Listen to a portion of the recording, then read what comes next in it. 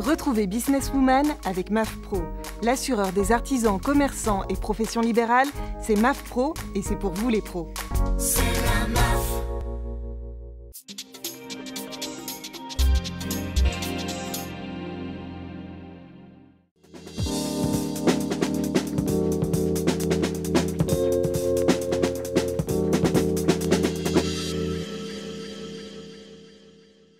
Bonjour, bienvenue dans l'émission Businesswoman, votre émission dédiée à l'entrepreneuriat au féminin, consacrée aujourd'hui aux actions du gouvernement en faveur de l'entrepreneuriat.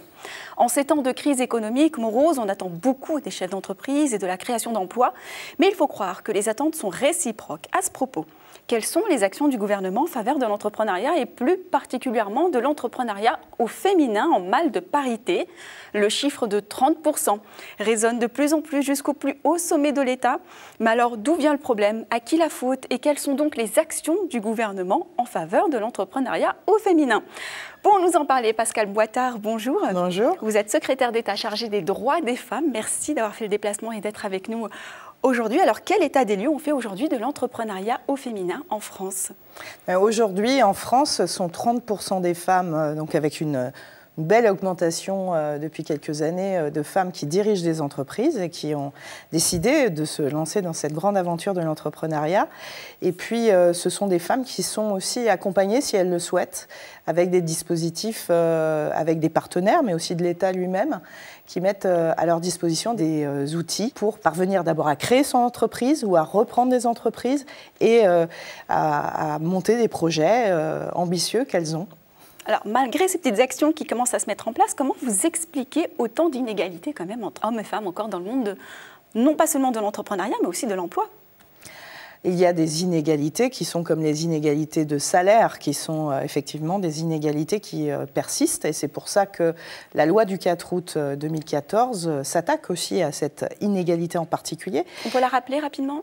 C'est une loi qui est sur différents sujets, et notamment sur l'équilibre entre la vie professionnelle et la vie personnelle pour les femmes, mais aussi qui donne des outils supplémentaires aux femmes pour pouvoir se lancer dans l'entrepreneuriat, mais aussi qui donne des contraintes aux entreprises pour leur permettre d'accéder à des responsabilités et d'avoir un dialogue social pour justement gommer ces inégalités salariales. On a d'ailleurs les directs, vous savez, c'est l'administration qui veille justement à l'application de la loi, notamment dans le cadre du travail et du cadre professionnel, qui l'année dernière ont accompagné beaucoup d'entreprises dans ce dialogue social et certaines d'entre elles, certaines entreprises ne jouaient pas le jeu et ont été sanctionnées, 45 d'entre elles ont été sanctionnées. Alors vous qui êtes plus souvent sur le terrain, quelles sont concrètement les vraies problématiques, les vrais freins des femmes? Les femmes, si vous voulez, ont envie d'entreprendre. Et ça, on peut le constater partout en France. L'envie est là. L'envie est là. Parfois, parce qu'on leur a dit, depuis qu'elles sont toutes petites d'ailleurs, qu'elles n'étaient pas forcément capables de prendre de telles responsabilités. Donc, je dirais que c'est la société qui les freine. Alors justement, parce que moi, j'allais aussi vous poser la question aussi, et je me fais un peu l'avocat du diable, hein, excusez-moi. Est-ce que réellement les femmes ont des freins pour accéder à la création d'entreprises, ou est-ce que finalement, est-ce qu'elles le veulent vraiment? Parce que c'est un état d'esprit, l'entrepreneuriat. Est-ce qu'elles ont réellement envie d'être chef d'entreprise ou conserver ce cocon familial? Alors je dirais que les femmes ont peut-être encore plus l'envie d'entreprendre que les hommes parfois, et qu'elles ont souvent des projets qui sont liés à leur quotidien. Il faut le dire, en partie. Ça touche des petites entreprises qui se créent et qui touchent une majorité de femmes qui créent des entreprises avec très peu de capital d'entrée, c'est-à-dire à peu près en moyenne à une hauteur de 4 000 €. Mais il y a aussi des femmes de plus en plus qui se lancent dans l'industrie et dans des métiers très masculins comme celui des nouvelles technologies, oui. et parce qu'elles sont des jeunes femmes ingénieures et qu'elles ont envie de participer à la dynamique économique. Et toutes ces femmes, que ce soit sur des petites entreprises ou sur des secteurs extrêmement pointus, eh bien, sont, par les statistiques qui nous sont données, des entreprises qui sont plus solides, au-delà des fameux 3 ans fatidiques, et qui se battent bien sur le marché économique. Donc, c'est pour ça que, pour entraîner encore plus de femmes, nous avons mis des dispositifs en place avec des partenaires, que ce soit des banques qui les accompagnent dans les projets, ellesentreprenent.fr oui, aussi sont là oui. pour les appuyer. Et moi, j'ai un message à leur passer, c'est de dire, si vous en avez envie, si vous en avez vraiment la volonté et avec des projets qui vous tiennent à cœur, nous sommes là à vos côtés pour que vous puissiez les réaliser. C'est aussi une aide financière, il faut le dire aussi, et des fonds d'initiative à leur côté qui sont là justement pour les aider à démarrer. L'année dernière, plus de 1800 créations d'entreprises qui ont aussi généré des emplois, puisqu'on constate, en plus de ces 1800, au total, avec ces 1800, plus de 2400 emplois qui ont été créés l'année dernière. Donc ce n'est pas une petite affaire et c'est très important. Dans cette crise, comme vous le disiez, difficile, eh bien, les femmes sont là, elles sont debout et elles entreprennent. C'est vrai qu'on constate que finalement l'entrepreneuriat au féminin est devenu un peu le cheval de bataille du gouvernement. Pourquoi finalement c'est si important d'équilibrer les choses entre hommes et femmes? D'abord c'est important parce qu'il y avait une forte inégalité, c'est que personne n'accompagnait ces femmes. Très peu de personnes s'étaient mobilisées pour les accompagner alors qu'elles avaient envie et qu'elles avaient des projets qui sont d'ailleurs bénéfiques pour la société tout entière. Parce que c'est la France qui bénéficie aussi de toutes ces dynamiques. Il faut le dire. Et moi je le dis, ces femmes, elles font la France.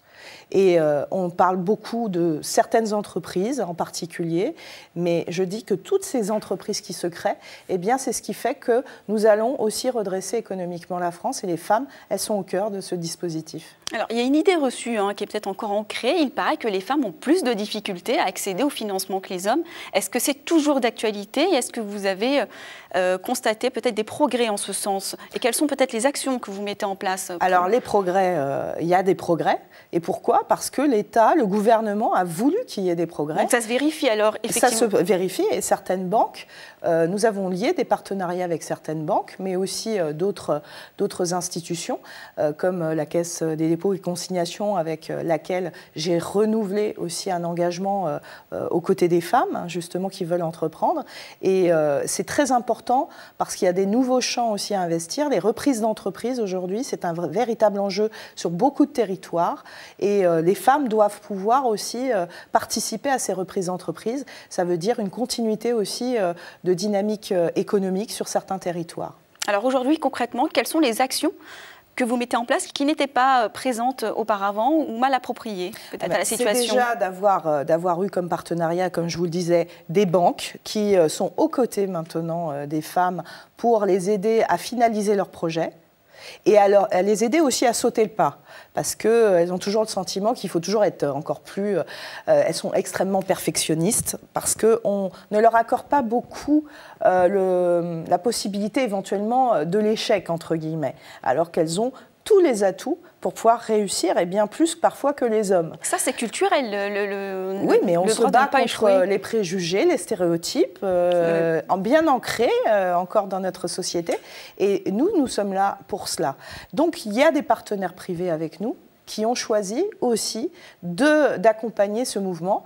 Et puis, il y a, je le disais, Caisse des dépôts des consignations aussi, mais aussi le Fonds de garantie d'initiative, qui sont aux côtés de toutes ces femmes, pas que des femmes d'ailleurs, mais beaucoup sont des femmes, pour pouvoir se lancer sur des nouvelles entreprises, par exemple, et leur donner ce capital de départ qui va leur permettre de réaliser leurs projets.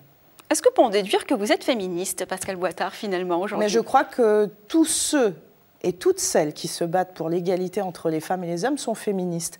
Et d'ailleurs, je conçois le féminisme comme étant un combat pour l'égalité. Et effectivement, je suis féministe. Quelles sont les urgences aujourd'hui, concrètement? Les urgences, c'est plutôt en fait des nouveaux projets.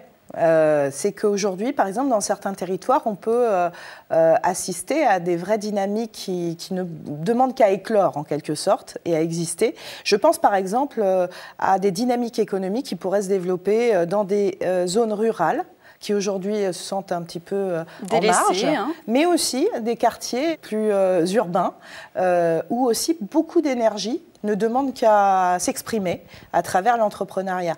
Eh bien ça, ce sont deux chantiers que j'ai envie évidemment de faire avancer. Et très prochainement, je pense qu'on pourra annoncer aussi, spécifiquement sur ces deux champs, eh bien, évidemment, le concours du gouvernement et de l'État aux côtés de ces femmes qui ont envie d'entreprendre dans ces territoires. Est-ce que vous avez des retours sur toutes les actions qui sont mises en place, des statistiques pour... On évalue régulièrement, bien évidemment, nos actions. Et alors, les résultats? Eh bien, on progresse. On progresse. Beaucoup, je vous disais, au début, 16% seulement de femmes en 2010-2011 étaient des entrepreneurs. Aujourd'hui, nous sommes à 30% et nous avons envie de progresser jusqu'à 40%.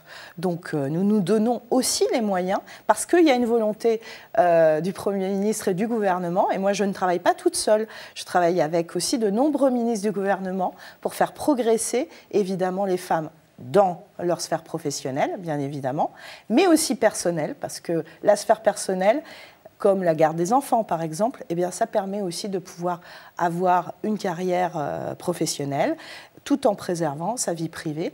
Et puis, évidemment, celles qui veulent entreprendre et créer leur entreprise, eh bien, on est à leur côté et on développe de plus en plus de dispositifs. Et pour toucher juste là où il y en a besoin, nous évaluons régulièrement nos politiques pour les améliorer. Alors, au-delà des initiatives gouvernementales, on sait que dans le football, il y a des mentors. Chez les entrepreneurs, il y a des mentors.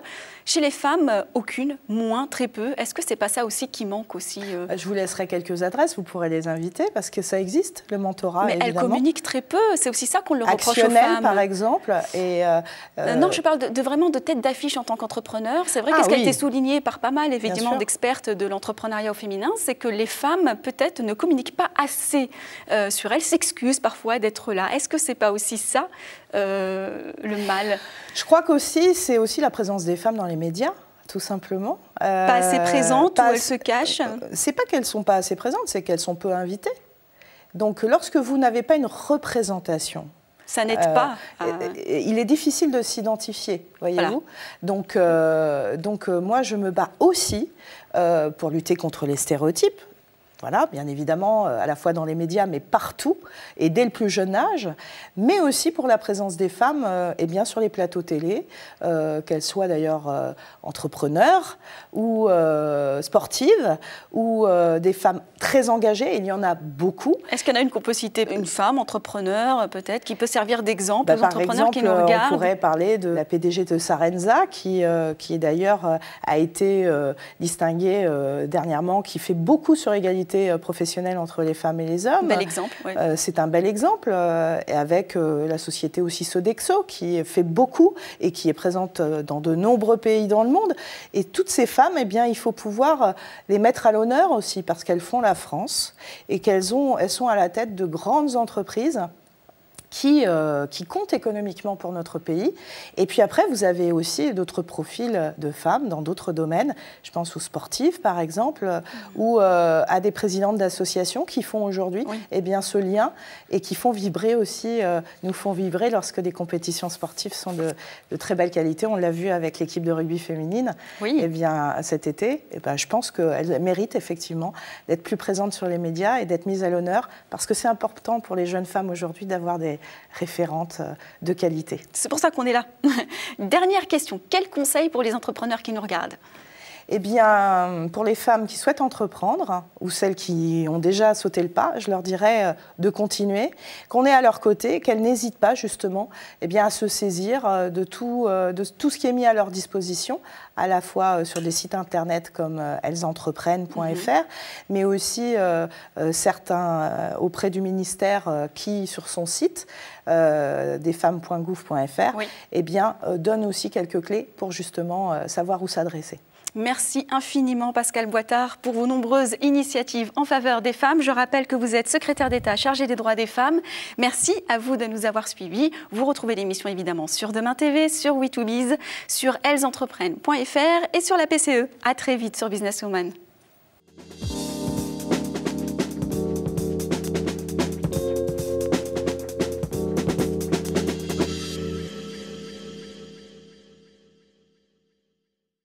Businesswoman vous a été présenté par MAF Pro, L'assureur des professionnels et de la santé collective, c'est MAF Pro et c'est pour vous les pros. C'est